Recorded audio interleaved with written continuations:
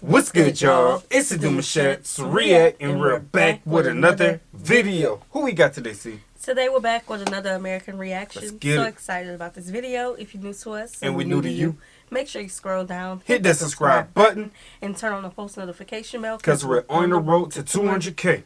And we cannot get there without you guys, alright? Join the family. Without further ado, let's get into the video.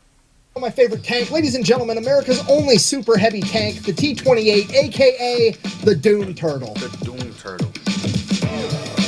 It's one of the more classics. Now, I said this is my favorite tank, which is a completely unquantifiable metric. Despite that, somebody in the comments is still going to tell me that I'm wrong. So if you think I should have a different favorite tank, go ahead and tell me about it in the comments below, and maybe I'll do a video about that one too. Okay, and just to be clear, when it comes to me and things like tanks and planes and guns, favorite is not the best, it's not the most impactful, it's not the most historically relevant, it's just the coolest / dumbest one around, and in my opinion, this is it. Alright, the Doom Turtle. It is a World War II era tank that was designed for one reason and one reason only, and that is to punch through the German Siegfried Line. If you don't know, the Siegfried Line is Germany's western border, where they have essentially tried to fortify it to make it impenetrable to the Allied forces approaching so that they can't break into Germany. It is approximately 400 miles of concrete pyramids known as Dragon's Teeth, making it so tanks and other Allied vehicles can't pass through. Then on the other side of the Dragon's Teeth, you typically had other things that were meant to stop foot soldiers like moats, barbed wire, booby traps, and on the other side of those was over 18,000 bunkers with machine gun, mortar, and artillery positions that were going to, in theory, be able to mow down any ally trying to advance through those obstacles. Now, the American military and government knew about the Siegfried Line pretty much the entire time because German propaganda told them about it, and they portrayed it as completely impenetrable.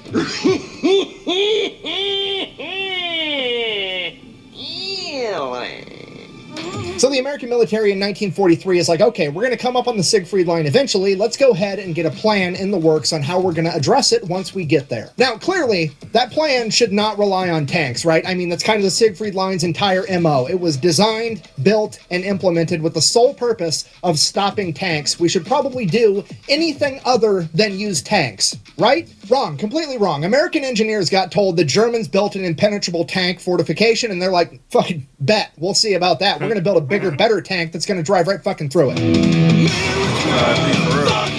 So the engineers got to work. This is called the AT project, and what they came up with was, surely there's spots along the Siegfried Line where the German military has a gap where they can drive their vehicles through, right? Has to be there. They can't just have 400 miles and they drive all the way around. There's got to be points where you can pass through it. And obviously those points of passage are going to be the most fortified positions, right? They're essentially going to make a fatal funnel, a choke point, where all of the Allied forces have to try to go through a narrow passageway, and on the other side, it's going to be loaded with German 88 anti-tank guns, German artillery, machine guns, mortars, everything. They're going to be able to slaughter anybody that tries to make it through that little tiny narrow passage. To which the American engineers are like, cool, obvious solution. We're just going to make a tank that can't die. Okay, it's going to be so heavily armored that there's no anti-tank weapon or artillery piece known to man that could kill it. Then we're going to put a gun on it that's so big that it can shoot through concrete bunkers and take out the enemy. We're literally going to drive this gigantic, heavily armored tank directly into the enemy choke point, stand there, take all their anti-tank fire, be untouchable, and then we're going to return fire and kill them first. Okay, do you understand how gangster that is? This is the ultimate dad dick maneuver, just straight up. This is America. One thing about America, baby, we're very cocky. Man, look, they're going to see you do one thing, they're going to do it 10 times bigger. Mm-hmm. Oh, they're going to make sure they're going to do it bigger. Look at the talk right now for the Olympics. Yeah. We got 4 years to plan. They already been planned it. Let me just say that. They prepared. Like, I know exactly what your plan is. I know what you want me to do so that you can beat me. I'm gonna do it anyways, and I'm still gonna win, because fuck you. So they made the Doom Turtle, the T-28, America's only super heavy tank. This thing is 36 feet long, 10 feet tall, and 14 feet wide. It has 12 inches of armor on the front, and it's weighing in at 95 tons. Okay, approximately 210,000 pounds. Okay, the human mind can't comprehend how heavy this tank actually is. It literally weighs as much as a blue whale, which also isn't helpful because most people haven't seen a blue whale. Okay, so it's like, here's a calculator. Toyota Corolla is like 3,000 pounds. Yeah, it's like 70 Toyota Corollas, okay? This entire thing is like an entire parking lot got a gun strapped to it, and now it's coming to kill the enemy. Speaking of gun, they went with a 105mm gun, okay? That is field-grade artillery. This is literally a howitzer that they strapped to the front of this metallic blue whale. Okay, if you're not picking up what I'm putting down, I'm trying to tell you this thing is basically the Narwhal of Death, all right? Which raises the question, why on earth did they go with the Doom Turtle and not the Narwhal of Death? Well, Well, it's because this thing's slow as shit, which is really the downfall of this tank, because somebody basically said, hey, we're going to build a 200,000 pound tank, and then we're going to put the same V8 engine in it that the M4 Shermans have. Yeah, the Doom Turtle is rocking a 500 horsepower V8 Ford engine, okay? Just for the record, if you don't know much about engines or horsepower, Dodge is out here making minivans with 1,000 horsepower that weigh 5,000 pounds, and the DoD thought it would be a good idea to stick a 500 horsepower V8 inside of a tank that weighs as much as a blue whale. Okay, the Doom Turtle's coming at you at the speed of mock potato. Pedal to the metal, balls to the wall. This thing maxes out at 8 miles an hour. So clearly, they're going to have to transport this thing all the way to the Siegfried Line, right? If they land this thing on a beach in Normandy and let it drive all the way across France, it's going to take like 3 years to get there. And this— Hold up, wait a minute. That can't be the only artillery. Nah, this is the only. This is the only one they use because of the way the Germans had their defense wall set up. But yeah, he had both names pretty cool. The Norwell or the Blue Whale, was it? The Blue Whale. Either one could have worked. But to the guns, I don't know. See, I think having multiple ones because of the speed would have been more beneficial than having one big long cannon. Yeah, that could knock over like 1,000 buildings. Yeah, it's going 8 miles per hour. I'm thinking about the timing and how long it takes for it to get there. Right. And them seeing it coming. Listen, it better be rapid fire. Right. So I wonder, how did they stop it if it weighed that much, had that much defense on it? You know what I'm saying? Because it's slow. It has one way of shooting. I don't think it would have stopped it. I didn't hear that in the history books. That it was stopped, ever? No. Okay.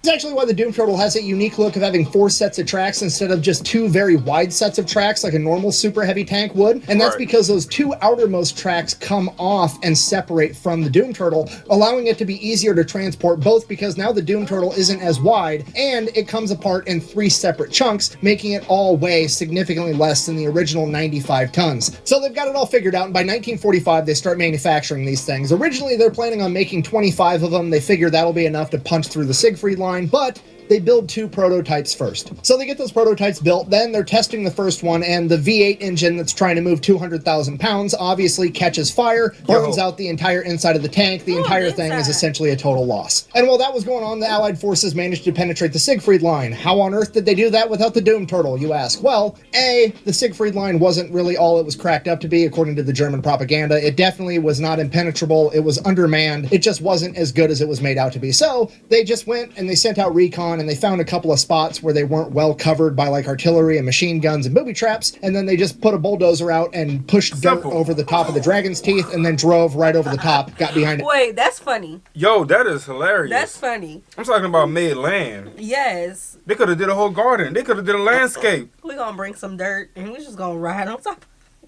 Whoa. To have enough time to do that is crazy. Y'all, For real. The Germans obviously wasn't that aware. Because, man, this is simple and time consuming. You see this on a day-to-day when they building buildings or landscape, construction on a regular. You know what I'm saying? It's like to have this technique and it worked.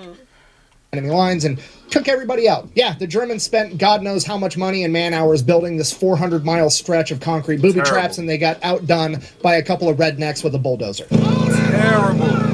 So because of that, the Doom Turtle simply just wasn't needed anymore, so they stopped the project. There was one surviving prototype. They gave that over to Aberdeen Proving Ground, and they used that basically as a giant weight to test transportation equipment because, well, it was the heaviest tank they had, and if it could move the Doom Turtle, it could move anything else, so they used it for that for a little while. Then, one day, somebody just parked it in a field, and everybody forgot about it. A little while after that, people started asking questions. Historians, the public, museums, like, hey, where's that badass tank? We want to preserve it. We want to save it. It's a part of history. We want to stick it in our museum. Let me have it so I can take care of it. And the army is like, I don't know, bro, we lost it. Okay, now on one hand, to be fair, I'm pretty sure I know exactly how this happened. They just like had a couple of dudes go park it. They made it take all day. They parked it off in a field. Those dudes like retired. They left. They moved on. And then nobody remembered where it got parked. Okay, like I'm sympathetic to that. I understand how it happened. But on the other hand, how the fuck do you lose a 200,000 pound tank that there's only one of? Like, I would understand if you were like, oh, hey, we misplaced a Sherman tank because America made like 50,000 of them, right? But no,